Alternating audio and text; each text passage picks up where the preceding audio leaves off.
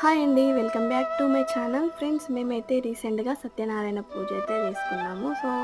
ఈ లాగ్ ఎందుకు చేస్తున్నానంటే, చాలామందికైతే ఇంట్లో చేసుకుందామంటే వీలు కాకుండా చాలామందైతే ఉంటారు.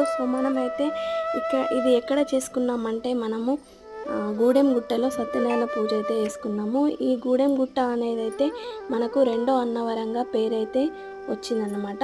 ఇక్కడ చాలామంది భక్తులైతే ఇంట్లో చేసుకోలేక, పరిస్థితులు బాలేక, ఏదైనా ఇబ్బందులు ఏదో ఉంటాయి కదా.